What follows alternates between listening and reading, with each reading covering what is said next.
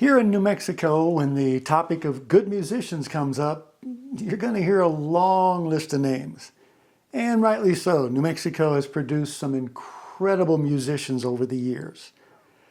But when you combine good entertainment with a good musician, you'll quite often hear one name near the top of the list: Joe Sais.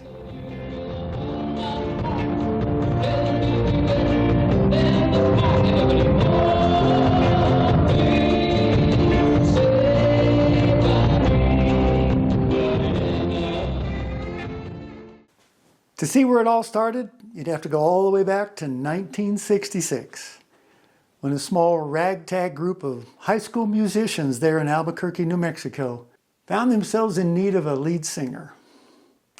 The singer they picked? A local 15-year-old boy, Joe Sais. I recently had the opportunity to sit down with Joe, his wife Judy, as well as longtime friend and band member Harold Garcia, to find out how it all started, his decades-long journey in music, and where he is today. I hope you'll join me for I Just Sing with Joe Sais. Okay.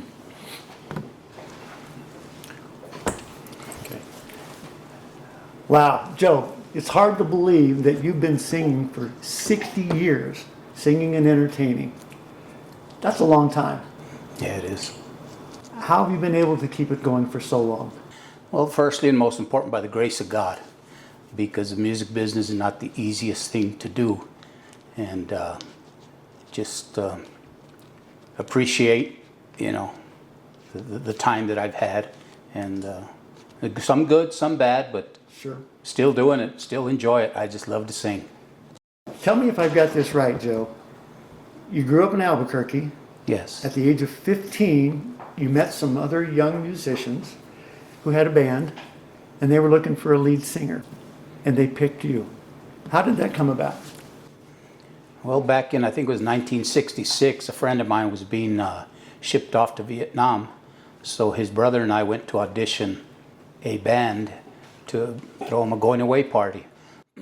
And lo and behold, it was a group called Felix and the Cats. Oh, okay. And there's where I met Anthony. This was at Anthony's house. And Harold, Joe, and Felix and the Cats. That's kind of how the name came about. So just went over to audition him, to listen to him. I don't know if they needed a singer, but I asked if I could sing a song. They said, sure, so that's how it came about. At such a young age, who and what gave you the confidence and inspiration to become an entertainer? Well, I don't know, it was confidence back then. It's just something I was very, very interested in, singing. I would watch old TV programs, the greats like, Sinatra, Oh, wow. Perry Como, Bing Crosby, just different, there's just so many great vocalists out there, and I thought that was neat, so I just started singing along. It was just something fun to do.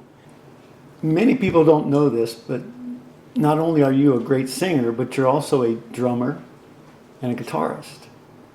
Where do you think your musical background came from, or your musical interest came from? Singing came natural. Playing the drums came natural. Playing the guitar was a little bit more because I had to have a dexterity with the fingers. But playing the guitar came from wanting to accompany myself as I sang. But mostly I was fortunate enough to be around great musicians to where I didn't have to play the drums or sing. Play the drums or a guitar. Did any of the people that you played with teach you any of your musical attributes at all, or help you along in those lines? Not really. Like I say, Harold would try to show me chords, but I'm kind of stubborn. I didn't want to practice back then. But mostly just picking it up on my own and listening to it. And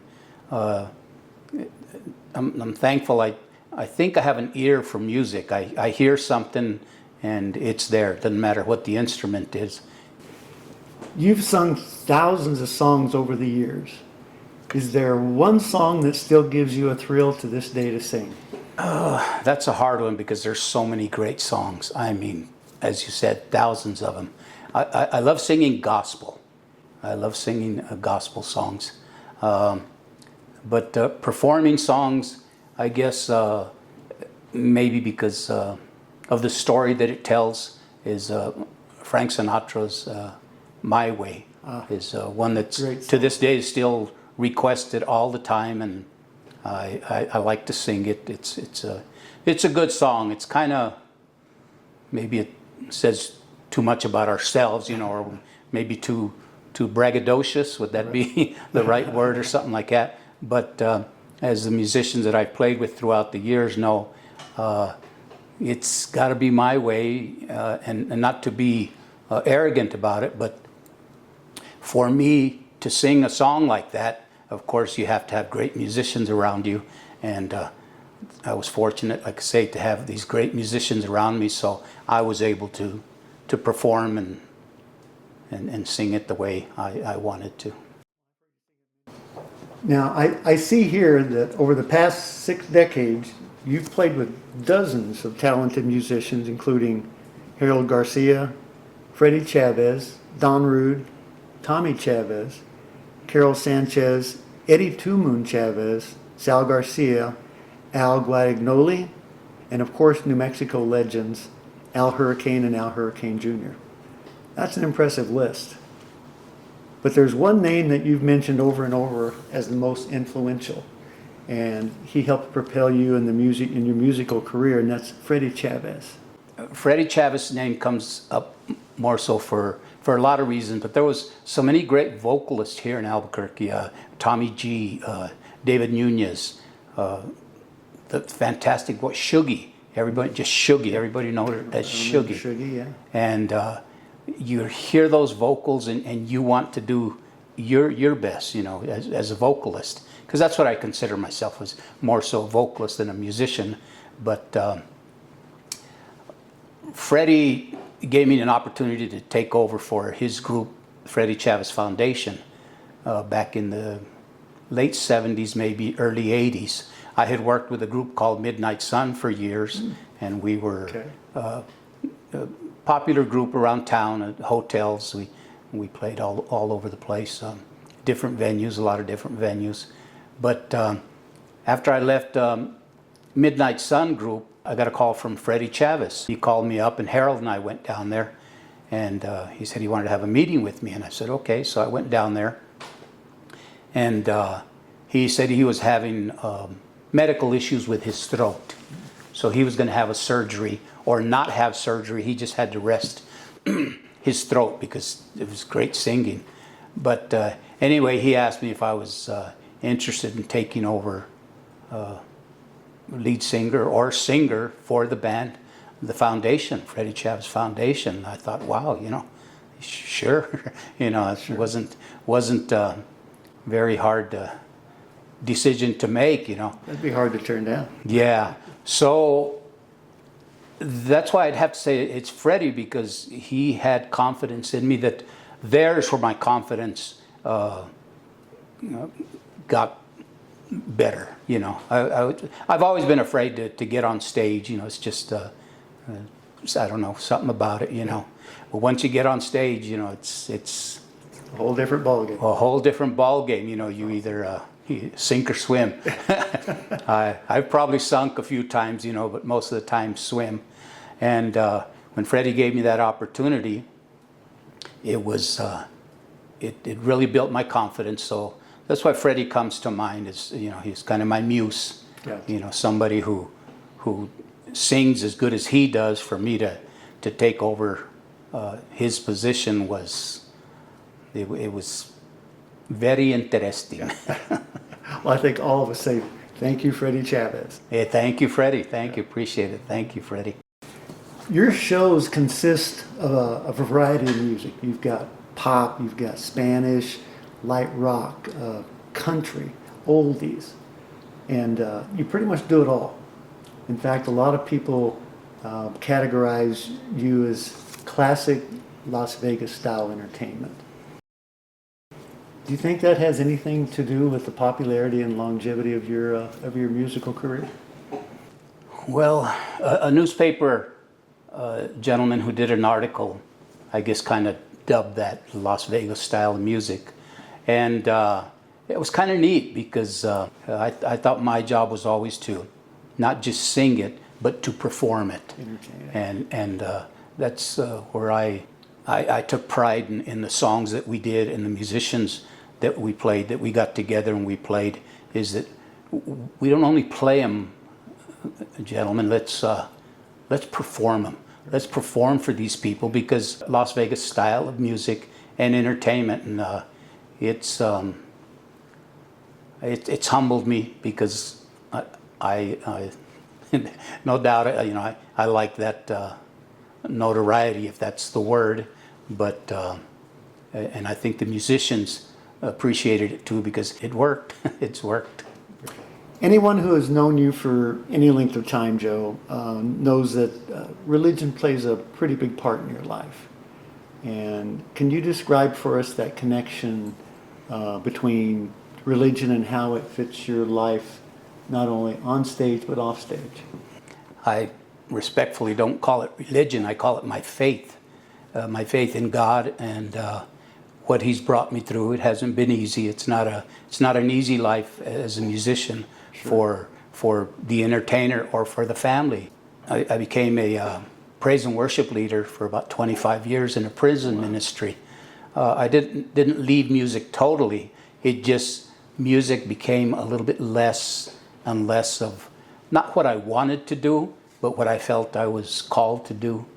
And it's kind of hard. What comes into play is when you're an entertainer, a vocalist, a front man, whatever you want to call it, there's a bit of flair, or whatever. It's hard to explain. It's just there's a bit of showmanship that I think people want to see and want to hear.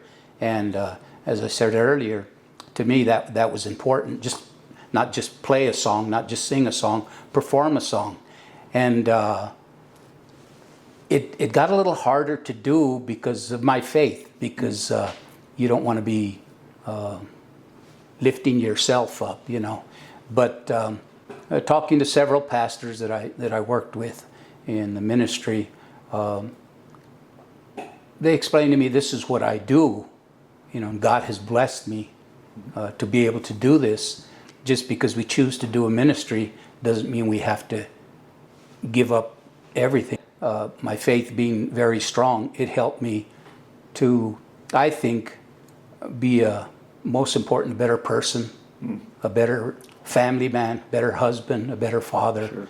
Like I said earlier, gospel is probably my favorite, because they're my prayers to God. For me, it really uplifts me. We all have struggles, ups and downs and everything, but might have been few since I didn't find my faith. I just didn't practice it. So I just choose to practice it and not push it on anybody. Just that's me, and I always tell people even after shows, even after we do shows, at the end of the night when we're done, I tell people, God bless you. During much of Joe's musical career, my wife and I lived out of state, so I didn't get a chance to see him perform very often. But there were a few very special times that I did. Okay, from the early 1980s all the way up to the early 2000s, and that's over 30 years, you and your band Showcase performed at the Rio Rancho Country Club a staggering number of times. I mean, you guys were popular as all get out. And in 2014, I was lucky enough to be there for your final show at the club. And I got to tell you, the place was packed, overflowing, in fact. And I'm trying to figure out, what do you think made that evening so special?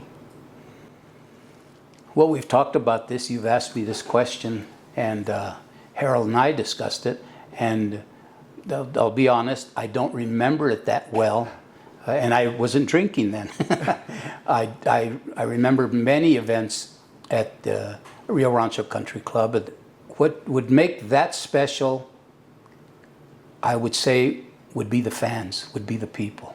I just remember whenever we played at Rio Rancho, and we have so many fans from up there, and I just remember it was always great. We always had a good time, and again the style of music that we played. You know, we weren't just rock and roll. We weren't just Spanish or country. We played such a variety of music, and Rio Rancho has such a variety of people that so between the music and the people, and then us performing it, I think it was a good combination. Not too long after that show in the Rio Rancho Country Club, you had two sold-out big production shows at the South Broadway Cultural Center. Yes. I think one was called Las Vegas Nights, and the other one was A Classic Christmas. Tell us how those two productions came about. Actually, we did, I think there was 4 of them. One was July Jams, another one was Oh, What a Night. And thank you, fans, thank you, folks. They were all sold out. They were just fun shows to do.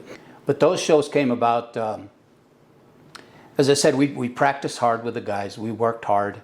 We did a lot of corporate events for the governor's ball and many different functions that were corporate events. And so the band was ready. We were ready to do a show. So Harold and I had played through the years as a 3-piece with me and Harold Garcia and Don Rude. We played as a 3-piece, just comfortable little laid-back situations. And we were playing a Christmas party at the Sandia Casino. And I was playing drums and singing from back there. But this guy came up to me. I'd never met him before.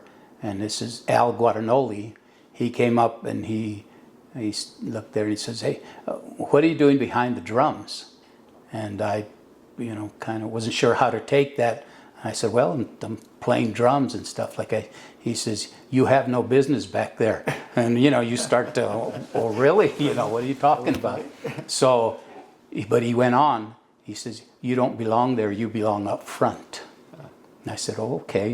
You just made up for that, buddy." Yeah. So, lo and behold, he and I got together, and of course, we already had our core musicians, which was Harold and Don, and we started to put together a show, and that's what I've always wanted to do, the Las Vegas style show. I guess the one that would get the credit would probably be my wife, because she hustled tickets. She'd go out and sell tickets to everybody and anybody. And one night, one of the shows we did, which pat myself on the back maybe a little bit, but not only myself, all the musicians that were there playing that night. That night was a sold-out show, and that night George Strait was in town doing his show. So thanks to the crowd, the people, the fans, they're the ones who were there. They had gone to see George Strait, but they came to see us, and that's kudos to the band and the guys and to all of us who worked hard. So we worked for that, so we kind of made a little, or I did. I'm the wise guy, I guess. Everybody else kind of holds their breath when I'm going to say something, but I said, so here we are, and I said, thanks to you folks that we're here. We have a sold-out show, and George Strait's in town. So take that, George Strait. Here in the state of New Mexico, a musician knows he's made a pretty significant impact on the local scene when he's asked not once, not twice, not 3 times, but many times to perform at either the governor or the mayor's ball. You've been asked many times. Tell us about that. Well, those came about by being prepared. I know at times I could be hard on the musicians about how we learned, how we performed, how we dressed, how we carried ourselves. So when the opportunity came, we were ready. They were ready. I was ready. brown-eyed girl. Do you remember? Do you remember when it's cold outside? I got the month. And we started performing back in the early 80s, I believe it was. We played for Bruce King a couple of times, Tony Anaya, Jerry Apodaca, big functions at the convention center. And they weren't political. It was just our job. So it didn't matter if he was this party or that party. We just wanted to work. Sure. Yeah, that's what we did. Like I say, we did several, probably more than 24. So between the mayor balls and the governors, we did several times. And I think the last one I did was with Governor Susana Martinez. And when they asked us to do these, I would produce a show that had a theme about it. So there was always a theme behind these political things, because it was always for kids.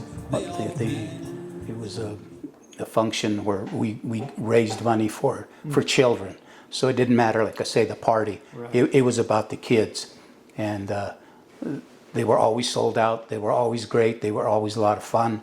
And I feel very fortunate to have been ready for it, and the musicians that played there with us at that time. And there were so many. I'm sure I'm leaving so many guys out, but if it wasn't for the good musicianship and the brotherhood and the camaraderie of playing together, I couldn't have been able to do what I do, because it's teamwork. Yeah. Teamwork. And Throughout this interview, you mentioned over and over one guy, Harold Garcia. Harold played guitar for you, and I think he was with you from the very beginning all the way through to the very end. I met Joe probably in the mid-60s, 65, 66, around there. And I met him through a barber I had. Well, a couple of barbers. They were on West Central. And one was Joe Madrid, and the other one was Sam Sanchez. And I'd go over there, and I didn't know Joe at the time, but he knew we played in a band, and the band was called Felix and the Cats. And we just started it in junior high, playing. And what happened, we actually needed a singer, and I went to get a haircut, and Sam Sanchez, he told me, hey, there's a good singer that he grew up with me in the La Vega area, and I kind of know him really good, and he can sing. Well, yeah, we can try him out. So we set up a deal at my cousin's house, Anthony Aragon. We had this little audition. He came in, and we said, okay, well, what song do you want to do? And he said, do you know Lonely Letters? I believe it was by Tiny Maury. And yeah, we can do it. And we played it, and he sang it, and man, he sounded really good. And we told him, hey, you're hired, dude. And that's how that came to be. Anthony, Harold, Joe, and Felix were the band. They were the core band. And then I met them. So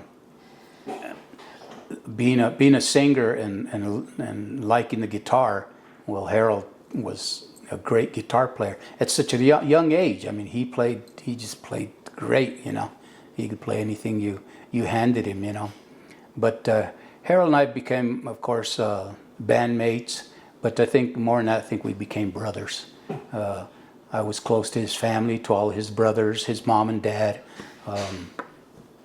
and we've gone through ups and downs together. We've lost a couple of his brothers, and I was blessed enough to do the music and the eulogies for his brothers. So we became very close. So Harold is more than a bandmate and my guitar player. He's a good friend. He's a great friend. So he's my brother.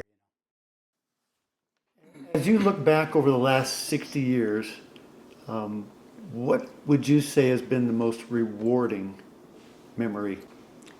That You think would be a tough one after 60 years.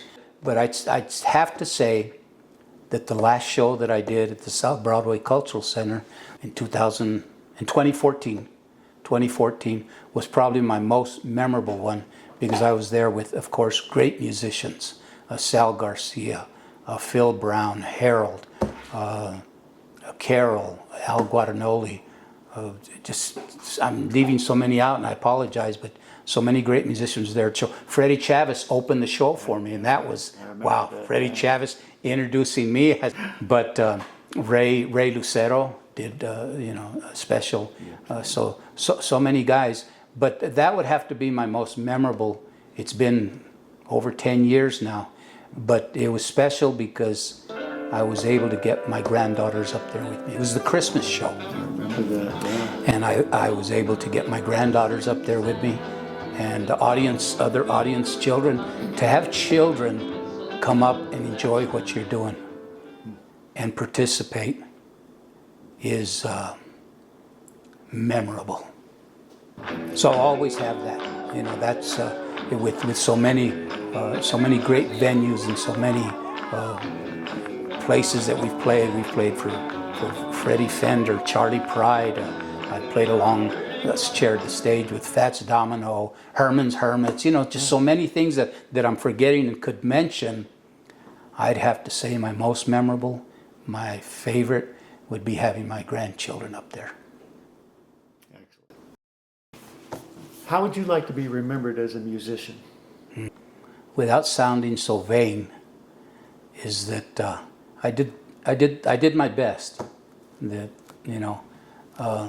I was not easy to work with, and Harold will probably be the first one to tell you that, because once you get, I'm not talking about famous. I was never famous, maybe in my own eyes, how that goes. But I felt this was more than a hobby. This is a job, and it's my job. And if my name was going to be in front of it, it had to be the best that it could be. After 60 years, I think something got ingrained in me that it's a business, and you're responsible for these musicians. You're responsible for how they present themselves, how they carry themselves, and the music they play. It was about the song.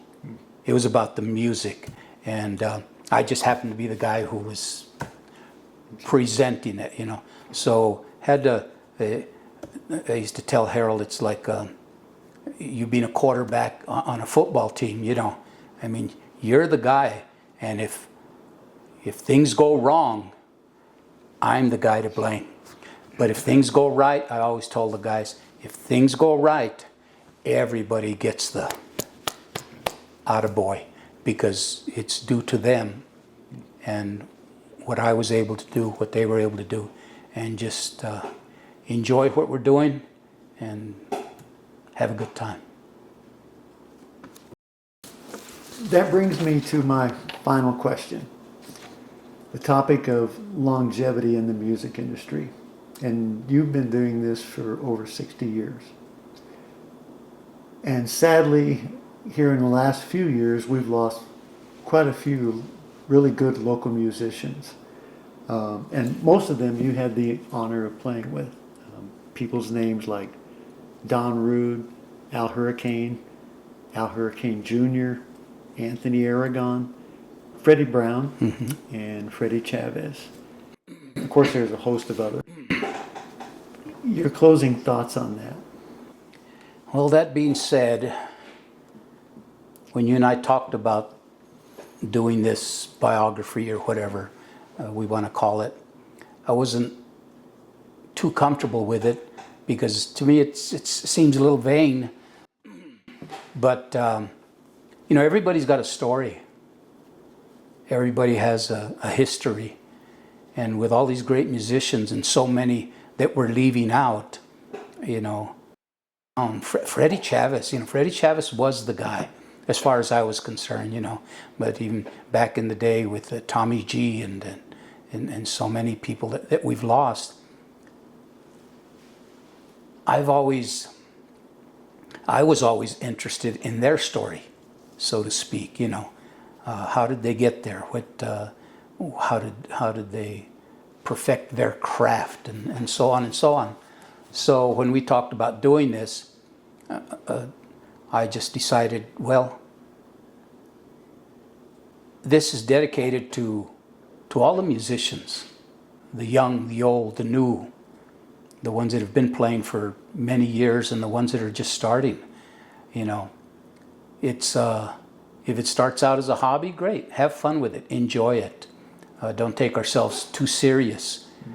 But it does become a business, and people look at you and how we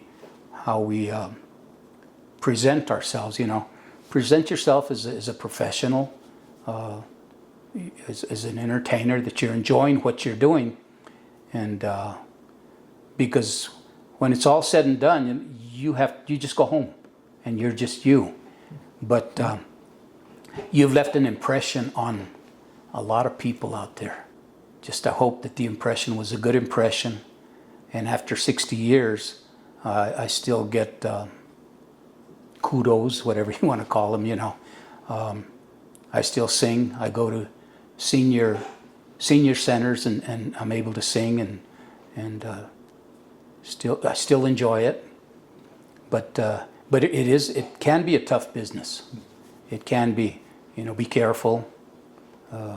Be true to the music. Be grateful, and enjoy what you're doing, because I would say it don't last long, but here I am 60 years later, so it can last a long time.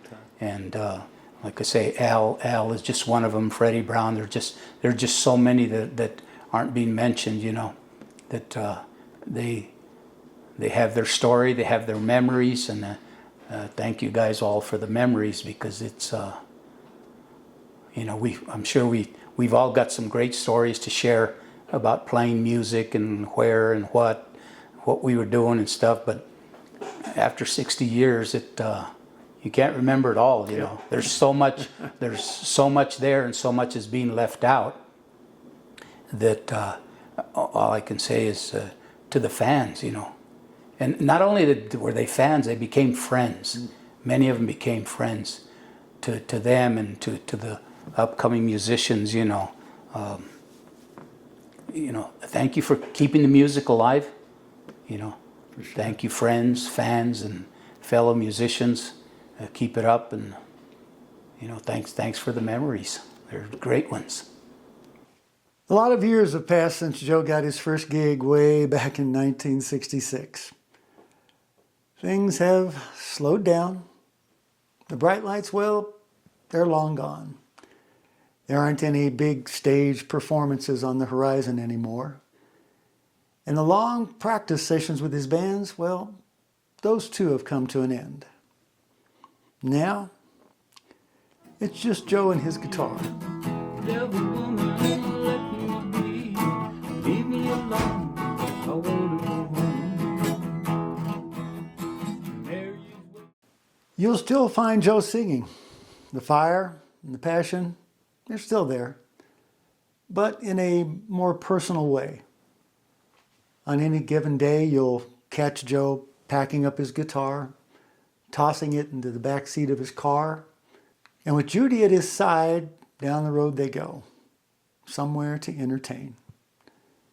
For the next several hours, Joe will do what he does best, singing, bringing memories and a little joy into people's lives. I'd more than likely lose my mind. Ooh, I love you.